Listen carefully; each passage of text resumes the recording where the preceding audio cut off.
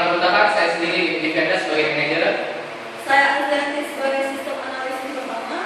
Dan saya Rita Zura sebagai sistem analis yang kedua. Saya Rudianti sebagai program. Saya Menti sebagai pembicara. Pertama, saya akan membacakan Work Breakdown Structure atau WBS. Yang pertama ada konsep.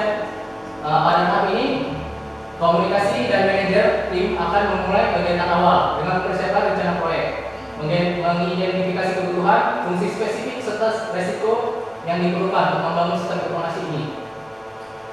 Poin yang satu-satu, pendefinisian kebutuhan. Komunikator melakukan wawancara dengan klien mengenai apa-apa saja yang dibutuhkan oleh klien maupun sistem yang akan dibangun. Pendefinisian ini dapat dirinci dengan proyek sebagai berikut. Next. Yang pertama, mengidentifikasikan kebutuhan pengguna, wawancara, dan untuk kebutuhan klien terhadap sistem yang akan dibangun. Yang kedua, mendefinisikan kebutuhan muatan atau isi, wawancara untuk menemukan fitur-fitur apa saja yang harus ada di dalam sistem berdasarkan kebutuhan pengguna. Yang ketiga, ada mendefinisikan kebutuhan sistem, wawancara untuk menemukan apa saja yang dibutuhkan untuk membangun sistem seperti yang dibutuhkan pengguna dan dapat memenuhi fitur yang diinginkan. Poin 1-2, mendefinisikan fungsi spesifik yang harus dimiliki sistem. Komunikator mendefinisikan fungsi-fungsi yang akan dibangun pada sistem secara lebih spesifik berdasarkan saat mendefinisikan kebutuhan. Lanjut. Yang 1-3, mendefinisikan resiko dan pendekatan manajemen resiko. Manajer tim memperkirakan resiko apa saja yang mungkin terjadi selama sistem dibangun. Yang 1-4, menyusun rencana proyek. Manajer tim menyusun rencana proyek berdasarkan kebutuhan yang telah diidentifikasi sebelumnya. Yang poin 1-5, penjelasan kepada tim pengembang web. Komunikator menjelaskan kepada sistem analis mengenai rencana proyek yang telah disusun serta menyerahkan hasil wawancara pada tahap pendefinisian kebutuhan. Lanjut. Poin pengumpulan data, yaitu ada 2 tahap yang kami jalankan, yaitu wawancara. Wawancara merupakan salah satu instrumen penting dalam pengumpulan data. Kemudian observasi, melakukan pengumpulan data secara langsung atas semua yang terjadi dalam pelabuhan sesuai dengan masalah yang diadaptasi. Yang ketiga, mendefinisikan tahap dan struktur sistem. Sistem analis mendesain tampilan awal struktur sistem. Yang keempat, membangun konstruksi situs web.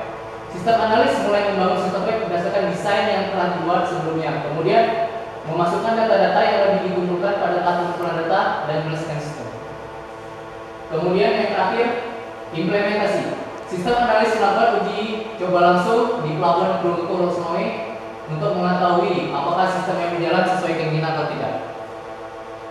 Selanjutnya, poin B, dokumen analisa resiko akan dibacakan pada rekan saya, Azliani. Baiklah, saya akan menjelaskan tentang dokumen analisa risiko.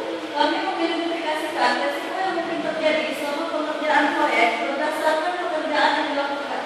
Adapun jenis pekerjaan yang pertama yaitu konsep yang terdiri dari pendefinisian kebutuhan, mendefinisikan kebutuhan pengguna, mendefinisikan kebutuhan muatan atau isi, mendefinisikan kebutuhan sistem, mendefinisikan fungsi spesifik yang harus dimiliki sistem, mendefinisikan resiko dan pendekatan, kemudian manajemen resiko, menyusun rencana proyek, penjelasan kepada tim pengembangan web. Resiko yang mungkin terjadi pada jenis pekerjaan konsep yaitu pekerjaan melebihi waktu yang telah ditentukan. Keterlambatan penyelesaian pekerjaan pada tahap konsep bisa terjadi jika kepala pelabuhan selaku narasumber utama dalam pendefinisian kebutuhan tidak dapat melakukan wawancara sesuai jadwal yang telah ditentukan. Kemudian pada tahap pengumpulan data, resiko yang mungkin terjadi yaitu pekerjaan melebihi waktu yang telah ditentukan. Keterlambatan pengumpulan data bisa disebabkan karena data yang harus dikumpulkan banyak dan perlu terorganisir sehingga memakan waktu yang lebih lama dari pekerjaan. Next. Kemudian mendesain tampilan dan struktur sistem. Adapun resikonya yaitu pekerjaan melebihi waktu yang telah ditentukan. Hal ini bisa disebabkan karena 2 langkah pekerjaan sebelumnya memakan waktu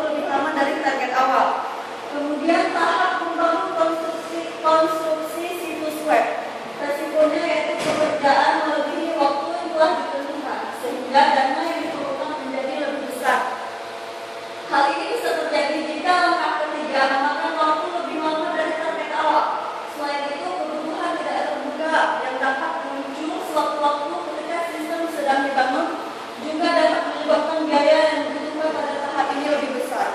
Kemudian yang terakhir pada tahap implementasi, yaitu melakukan uji coba untuk mengetahui apakah program berjalan sesuai keinginan atau tidak.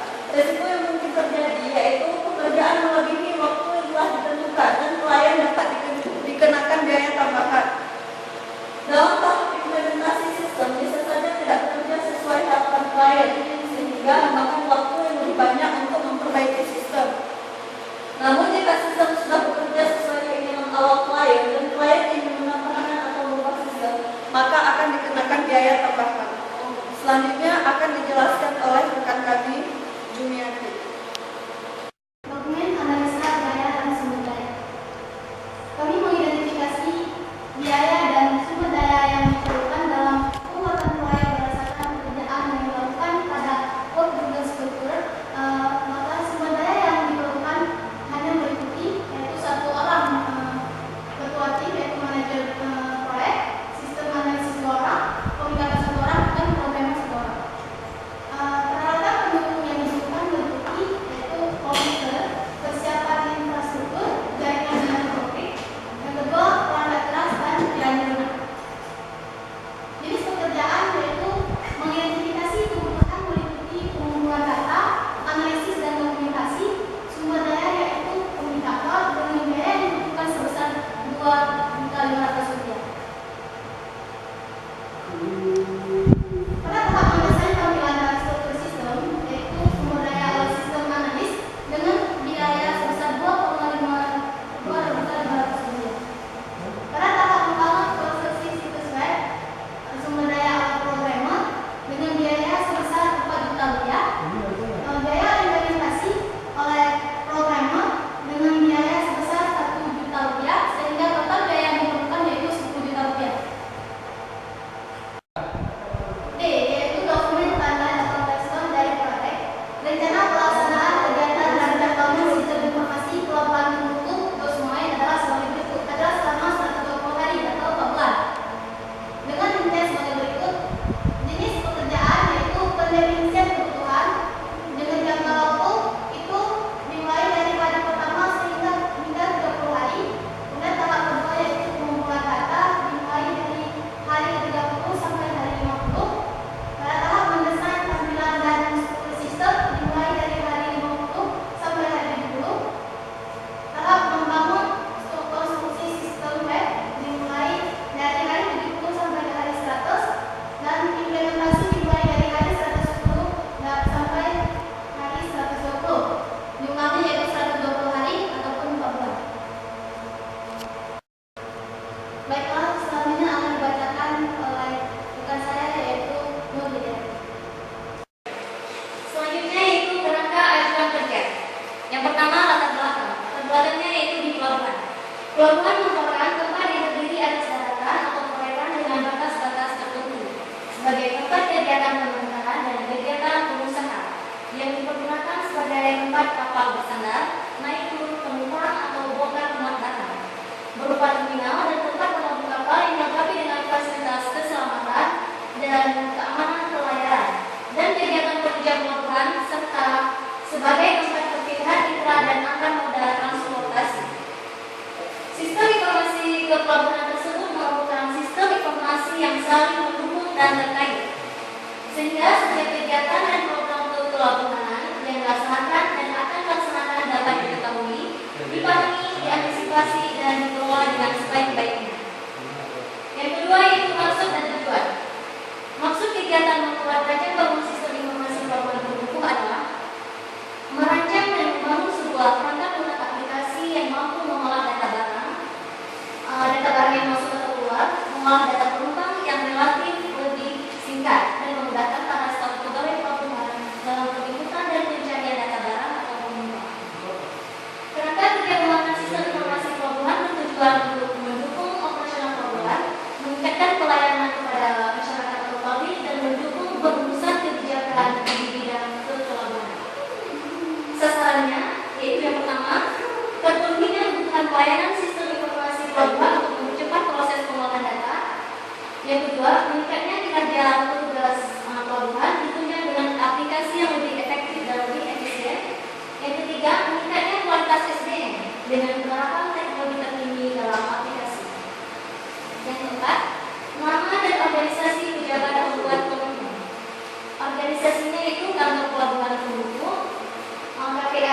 kuasa pengguna anggaran, Dwi Ogi Fianka. Selanjutnya pejabat pembuat komitmen atau PPK, yaitu Rizal SSI MIT. Kemudian unit layanan pengadaan, ULP kantor pelabuhan penduduk. Selanjutnya sumber dana dan perkiraan biaya. Sumber dana untuk pelaksanaan bekerja ini berasal dari DIPA atau Daftar Isian Pelaksanaan Anggaran Kantor Pelabuhan Penduduk tahun anggaran 2015, yaitu dengan harga penggunaan sendiri sebesar 10 juta rupiah. Selanjutnya akan dijelaskan oleh teman kami Yolita Zahra. Baiklah, saya akan melanjutkannya, yaitu 6 lingkup kegiatan, lingkup pekerjaan, lingkup tugas dan lokasi kegiatan. 1. Lingkup kegiatan meliputi penyusunan kerangka kerja, pembangunan sistem informasi pelabuhan.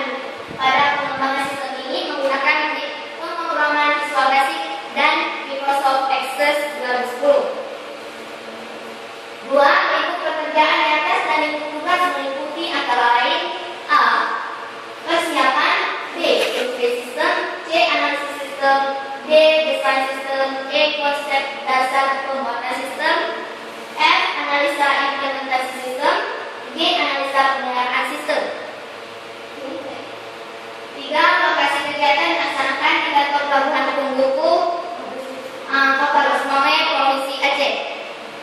4. Pengumpulan data. Adapun pengumpulan data di sini memiliki 2 cara, yaitu 1. Wawancara, 2. Observasi. 7. Tenaga ahli.